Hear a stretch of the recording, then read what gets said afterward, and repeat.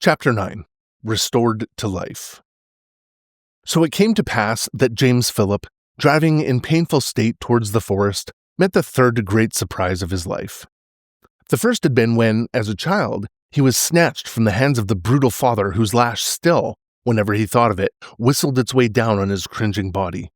He often recalled that moment, the centering of agony in one nerve and another of his tortured frame as the blows fell, the setting of his teeth to keep the screams back because that other should not have the pleasure of hearing him scream.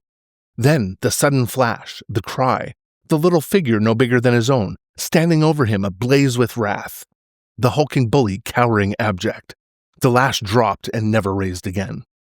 Following this, the years of kindness without intermission, the watching, befriending, educating. Phillips was not a man of expression, or he would have said that, if God Almighty created him, Mark Ellery made him. And always so wise, so kind with the light in his eyes and the smile that people would turn in the street to look after. And on all this had come the second surprise. Suddenly, with no reason given or asked, the light gone out of his master's kind eyes, the smile coming no more, though he would still laugh sometimes a harsh, unlovely laugh, in place of the mellow sound that used to warm his heart like wine. Then the life changed with the nature. The grave cares, the beneficent responsibilities cast aside, the ceaseless flow of cordial kindness checked, all business thrown into his own willing but timid hands.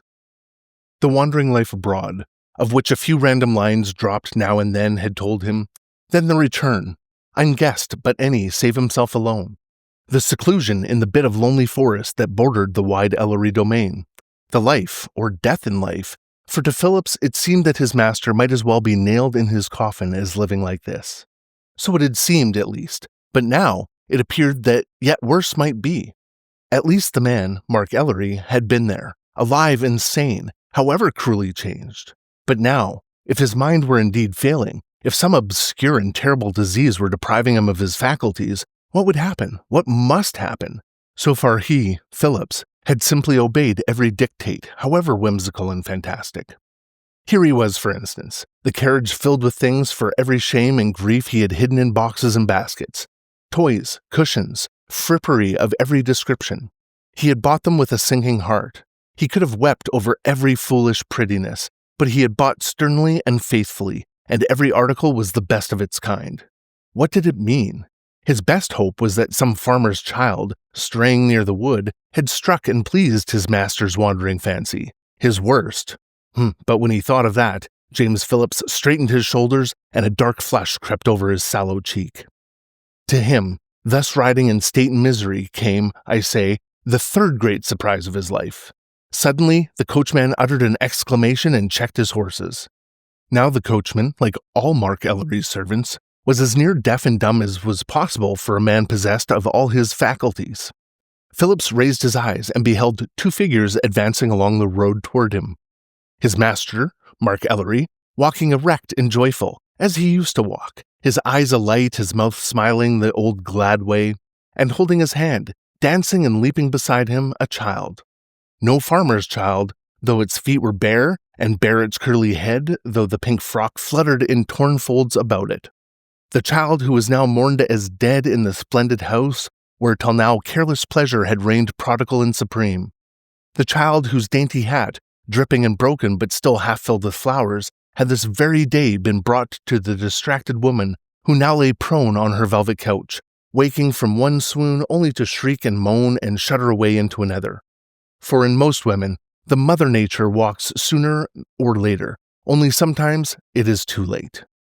The child for whose drowned body the search parties were fathoming every black pool and hidden depth in the stream that, flowing far through woodland and meadow, had brought the flower-laden hat to the very gates of the town, to the very feet of her father, as he rode out on his last frantic search.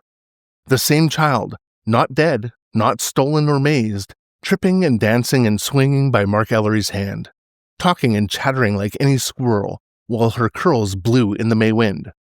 "They is white! Mark, the horses is white, just the way you said. Oh, I do love you. Who is that? Is it a man? Is he real? Why like a doll does he look with his eyes? Does he wind up behind?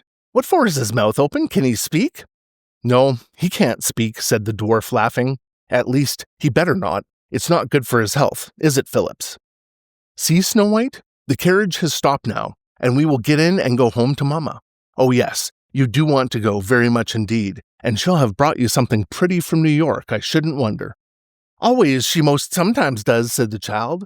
"But I'm coming back here. Very soon I'm coming back, Mark. Both together we are coming back to live parts of the times, because, you know, Mark." "Yes, I know, Snow White. If Mama and Papa are willing, we will come back now and then." "Because the squirrels, you know, Mark." "Yes, I know." "And the birds. Do you think all day those crumbs will last them? Do you? Do you think Cousin Goldfinch understood when you explained to him? Do you think Simeon is lonely? Poor Simeon. Why don't you speak and tell me, Mark? Mark?" "Well, Snow White?" "The cow." "What of her, my child?" "Mark, who will milk her? You know. Whisper." She put her mouth to his ear. "You know real cows has to be milked, and we said she was real. Both we did, Mark." "This man will milk her," said Mark, smiling at the speechless image opposite him. "Did you ever milk a cow, Phillips?" But Phillips did not speak, and the child said openly that he needed winding up. So they drove back to the town and through the streets, where people started at the sight of them and stared after them, and whispered to one another, to the splendid house where, above the marble steps, the white ribbons waved on the door, with white roses above them to show that a child was mourned as dead. The child wanted to know why the ribbons were there, and whether it was a party, and a party for her. But for once, no one answered her. The carriage stopped, and she flung her arms around Mark Ellery's neck and clung tight. "You will take me in, Mark?" "Yes, Snow White." "You will carry me up the steps and into the house?" "Yes, Snow White." "Because I love you better as—" "Hush, my child, hush, my little darling child." The white-faced butler tore down the ribbons and flung them behind him as he opened the door. He could not speak, but he looked imploringly at the stately gentleman who stood before him with the child in his arms. "Yes," said Mark Ellery. "I'm coming in, Barton. Take me to your mistress." James Phillip sat in the carriage outside and faced the gathering crowd.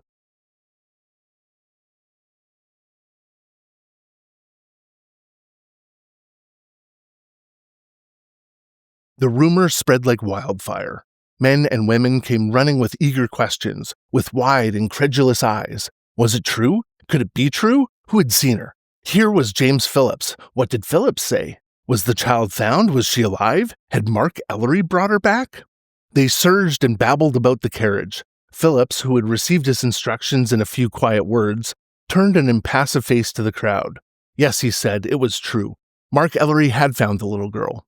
Yes, she was alive and well, had no hurt of any kind. Yes, Mr. Ellery had taken her into the house. He was in the house now. He had come back. In his own house was to be opened. He was to be at the office tomorrow. "Where has he been?" cried several eager voices. For here was a fresh wonder, almost as great as that of the dead restored to life. "Where has Mark Ellery been, James Phillips?" James Phillips searched his mind for a painful instant, groped for some new light of imagination, but found none. Could only make the old answer that he had made so many times before. "He has been in Tibet, hunting the wild ass."